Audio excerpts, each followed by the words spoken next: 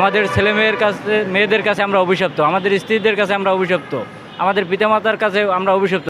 আমাদের আসলে জীবনমান খুব কষ্টের। আমাদের জীবন বর্তমানে আমরা চলতেই পারতেছি না। আমরা যদি এখানে না খেয়ে ভিক্ষা করে সাহায্য চেয়ে চলতে হয়, তবু আমরা সরকারের কাছে দাবি আদায় না করে আমরা এখান থেকে যাব না। কর্মনির মধ্যে একটা গ্যাট আছে, জায়গাটা সুইবারকে দিছে, পরিষ্কার পরিচ্ছন্ন কর্মীরা দিছে, আমরা সেই গ্রেডটাই চাইতেছি। আমরা কোনো অত বেশি গ্রেড চাইতেছি না। বেতন ও ভাতা, জাতীয় বেতন স্কেল 2009-এর আলোকে কর্মচারীদের বেতন ভাতা নির্ধারণ করিতে হইবে, কিন্তু আমাদেরকে সেটা করে না। আমাদেরকে বর্তমানে 6,500 টাকা বেতন দিচ্ছে। এই 6,500 টাকা বেতনে আমাদের পরিবার চালানো খুবই কঠিন।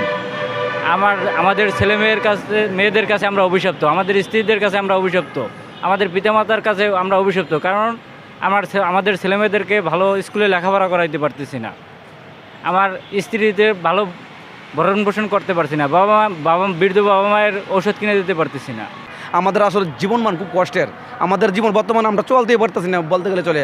মনে করেন আমাদের বেতন হচ্ছে 6,500 টাকা, 3250 টাকা দেয় সরকারি অংশ, ইউপি অংশ হচ্ছে 3250 টাকা। সরকারি অংশটা দিলে ইউপি অংশটা আমরা দেয় না। আসলে আমরা যদি সরকারি একটা কর্মচারী, সরকারি একটা অংশ, আইনের একটা অংশ, আমরা কি আন্দোলন করতে পারি? হয়তো মনে করেন আমরা শান্তিপূর্ণ লাগাতার অবস্থান কর্মসূচি পালন করতেছি। আমাদের জাতীয় বেতন ভাতা বাস্তবায়ন করার জন্য এখানে আমরা সরকারি কার্যক্রম ঠিক রেখে, অফিস আদালত ঠিক রেখে, সরকারি নির্দেশ ঠিক রেখে আমরা এখানে আসছি। আমাদের পরিবার যদি না খেয়ে অন্যের কাছে ভিক্ষা করে খাই, আমরা ঠিক মতো চালাতে পারছি না।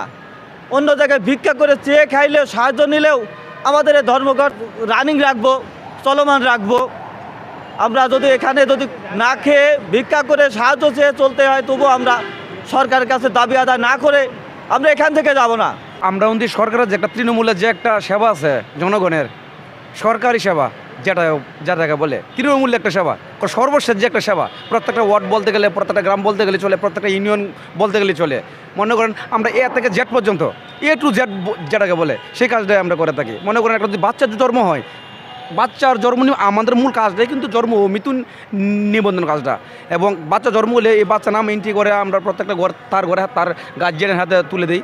এবং একটা মানুষ যদি মারা যায়, তার সার্টিফিকেট, ডেথ সার্টিফিকেটও আমরা কিন্তু করে দিই।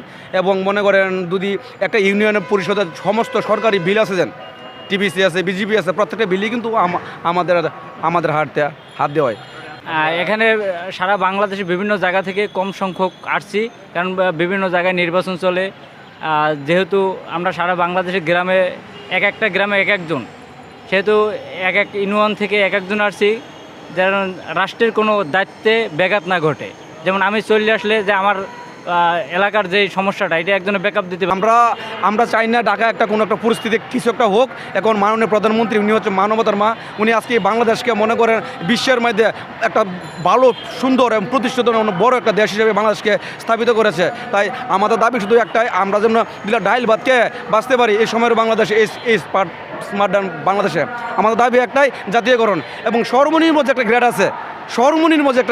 গ্রেড আছে, জায়গাটা সুইবারকে দিছে, পরিষ্কার পরিচ্ছন্ন কর্মীরা দিছে, আমরা সেই গ্রেডটাই চাইতেছি।